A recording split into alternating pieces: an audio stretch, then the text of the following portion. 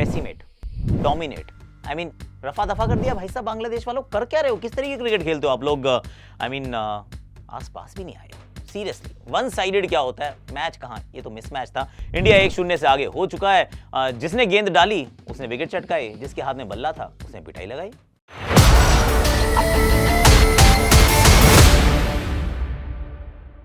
Hashtag Akashvani, और आकाशवाणी के ना कुछ भागों में हम करने वाले हैं थोड़ी सी कहानी। फर्स्ट तो याद है आपको, वो ओलंपिक में था, गजब था ना, एक हाथ उसने जेब में डाला हुआ था टर्की वाला।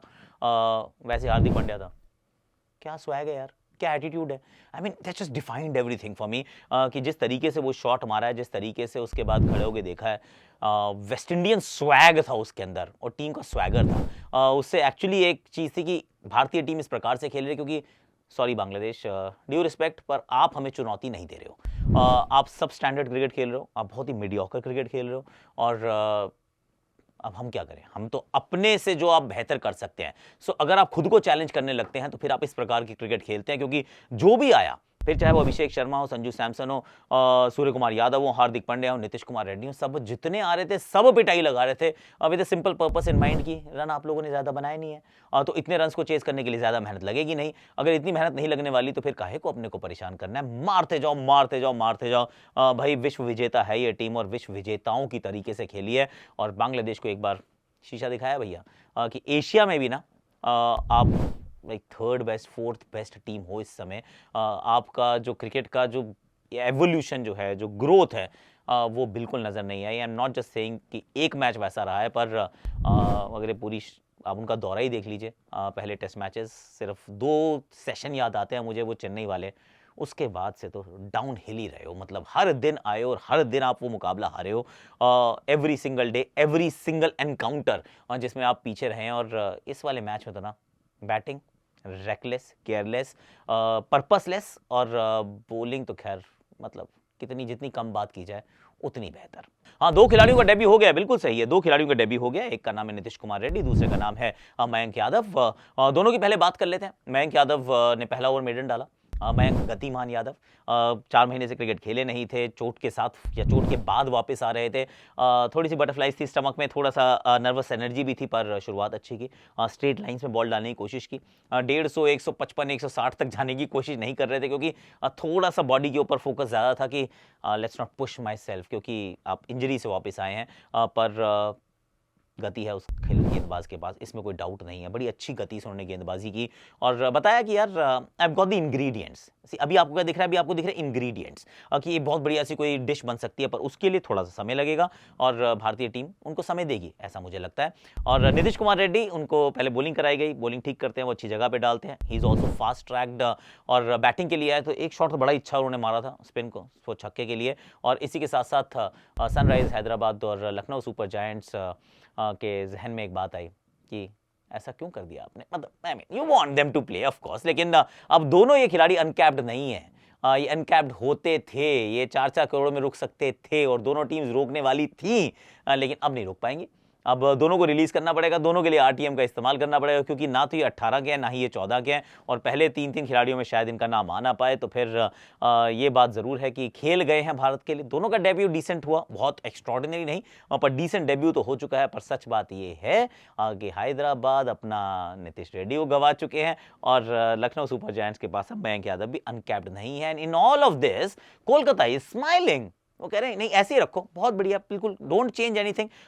मतलब जो चीज़ टूटी नहीं है उसको जोड़ना क्यों है, जो टीम जीत गई है उसको बदलना क्यों है। आप ग्वालियर से दिल्ली जाओ, पिचेस तो सेम ही होती है, काली मिट्टी की मिलेगी आपको, सेम टीम से खेल जाओ।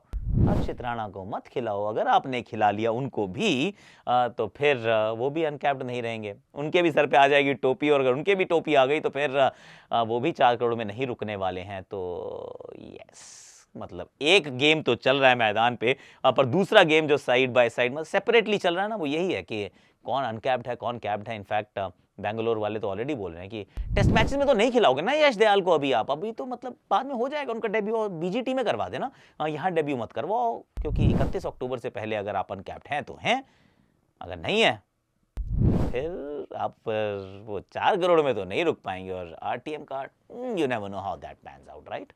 अर्शदीप सिंह की बात करनी आवश्यक है क्योंकि अर्शदीप सिंह जिस तरीके से गेंदबाजी करते हैं, एक बात तो उन्होंने तय कर दी है, ये बता दिया है कि नई गेंद से आते हैं, पहले ओवर में विकेट चटकाते हैं, फिर दूसरे ओवर में विकेट चटकाते हैं, एंड में आके यॉर्कर डालते हैं। इनफैक्ट पिछले अगर 2 साल में देखें तो उनसे ज्यादा विकेट्स इन T20 इंटरनेशनल्स किसी भी भारतीय गेंदबाज ने नहीं ली हैं। ही इज एक्सीलेंट और अच्छे इकोनॉमी पे लेते हैं, ऐसा नहीं कि बहुत महंगे साबित होते हैं। नई गेंद से मतलब एक चौका लगा जरूर था, लेकिन उसके बाद अगर आप उनके विकेट लेने की अब जो काबिलियत को अगर देखें, जो स्किल लेवल को देखें, जो अंडरस्टैंडिंग को देखें, क्योंकि ना 2 बातें होती हैं।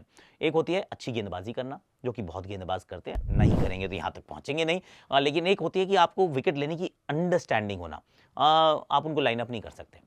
आप एक बार अगर आपने शॉट मार दिया और आपको लग रहा है भी यहीं पे डालेंगे, वहां नहीं डालेंगे, वो बीच में बाउंसर मार देते हैं, नई गेंद से स्लोअर वन डाल देते हैं, थोड़ी सी वाइड लाइंस पे भी डाल देते हैं और आगे करा के स्विंग भी करा देते हैं। लिटन दास का शॉट जो था वो थोड़ा साधारण था, लेट्स बी ऑनेस्ट, पर उसके बाद फिर आउट करते हैं, दूसरे ओपनर को आउट कर देते हैं, एंड में आके यॉर्कर डाल देते हैं, इकोनॉमिकल भी रहते हैं और 3 विकेट चटकाते हैं। तो Arshdeep was very very good and so was actually Varun Chakraborty.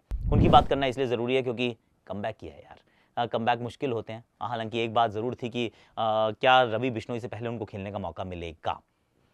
Packing order में रवि बिश्नोई आगे थे और बहुत विकेट्स उन्होंने भी चटकाए हैं, पर वरुण चक्रवर्ती खेलते हैं। पहले ओवर की पहली गेंद पीछे कैच नहीं पकड़ पाते हैं नीतीश रेड्डी, पहले ओवर में 10-15 रन चले जाते हैं एंड यू स्टार्ट थिंकिंग ये अच्छा नहीं हुआ है। पर उसके बाद फिर वापसी करना, मतलब कमबैक के बाद एक और मिनी कमबैक करना कि पहला ओवर महंगा हो गया है, 15 रन जा चुके हैं, पर आप फिर आते हो, आप 3 विकेट चटकाते हो। एक गलत शॉट मारता है, थोड़ा आगे गेंद को मारने का प्रयास, पीछे आउट, उसके बाद एक गूगली अच्छी डाली, फिर एक भागे का थोड़ा साथ मिला। पर सी कमबैक्स मुश्किल इसलिए होते हैं क्योंकि ना लोग आपको बड़ी जल्दी जज करते हैं, क्योंकि उन्होंने उनका आपका डाउनफॉल देखा होता है और बड़ी जल्दी आपको राइट ऑफ करते हैं कि अरे ये तो मैं जानता हूँ अच्छा नहीं करता था। और दूसरा सेल्फ डाउट्स भी आ जाते हैं कि आप इतने समय से इंतजार कर रहे हो, अब कैसे घटेगा, अगर एक चीज़ खराब हुई तो लगता है कि everything will go down hill. तो वरुण चक्रवर्ती के दृष्टिकोण से अगर हम देखें, वो जो 3 सफलताएं थी, ऐसे वेरी वेल डन, बहुत बढ़िया उनका प्रदर्शन रहा। और फिर सारी गेंदबाजी अगर आप कुल मिला के देखें तो it was a good all round performance by team India. और 127 रन तो वैसे भी ज्यादा होने वाले थे नहीं, इसमें तो कोई डाउट है ही नहीं ना। संजू सैमसन की बात करनी जरूरी है भैया, क्योंकि संजू सैमसन, अभिषेक शर्मा अच्छा खेल रहे थे, जितनी देर खेले क्या कमाल का खेल रहे थे, पर रनआउट हो जाते हैं। पर संजू क्या खेलता है, संजू की जो क्लास है ना, वो एक क्लास बड़ी सही है। गौतम गंभीर ने तो बहुत पहले कहा था कि देखो जी ऐसा है, अगर संजू इंडिया के लिए नहीं खेलता तो it is India's loss. Open करा दिया, और ओपन में जो सिल्कन टच जो होता है, जो रेशम जैसा, जो मलमल जैसा, एकदम ऐसे करके लग रहा है जोर से नहीं मारना, बॉल को चोट नहीं लगनी चाहिए, और आप चौके पे चौके मारते रहते हो। जब सारे लोग पिटाई कर रहे हैं, पिटाई उन्होंने भी की है, पर उन्होंने पिटाई की है जैसे सहला के, टहला के, बहला के, फुसला के, ऐसी वाली पिटाई की है, जिसमें आपकी पिटाई तो हो रही है, कट भी लग रहा है, खून भी निकल रहा है, दर्द नहीं हो रहा, कह रहे हो नहीं ठीक है यार, everything is okay, he is good यार। आई मीन 29 उन्होंने रन बनाए। मेरा तो ये था कि अब यहाँ तक पहुँच गया, थोड़ा और आगे चला जाए यार, थोड़े से और रन बना दे, क्योंकि फिर नहीं तो ये आपको ड्रॉप कर देंगे, अंदर बाहर ऊपर नीचे इनका चलता रहता। तो that was at least he got a good start and I really hope कि दिल्ली है और वो जो आखिरी मैच है हैदराबाद में है, उसमें एक बड़ी नॉक आ जाए, so that you stay in everybody's thoughts. Surya Kumar Yadav ने भी वैसे जिस तरीके से बैटिंग की, उन्होंने भी कहा कि भैया कप्तान ऐसे खेलेगा, हम ऐसे खेलेंगे, और बड़ी डोमिनेटिंग सी परफॉर्मेंस जो रही। इनफैक्ट जिस बॉल पे आउट हुए उस पर भी आउट होने वाली गेंद तो नहीं थी, और मारा भी अच्छा था shot, just found the fielder in the deep. पर कप्तान ने ये तो कह दिया है कि भैया भारतीय टीम जो है इस तरीके से क्रिकेट खेलती है, थोड़ा सा it was reminiscent of Australia, जब एक समय था जब वो डोमिनेट करते थे और थोड़ा सा डराते थे, धमकाते थे यार। उस तरीके का प्रदर्शन भारतीय टीम ने दिखाया और बता दिया भैया बॉस कौन है। करेक्ट है ना। अब आपको क्या करना, लाइक करना, शेयर करना, सब्सक्राइब करना, कमेंट करना, नोटिफिकेशन घंटी बजानी। और कल हम लेकर आएंगे दिल्ली और आरआर का हमने नहीं किया अभी तक रिटेंशन की, क्या उनका मूड बनेगा, क्या करेंगे, उसकी बात भी हमें करनी, उसकी बात कल करेंगे। आज के लिए अभी के लिए ना इतना ही। Thank you so much for watching.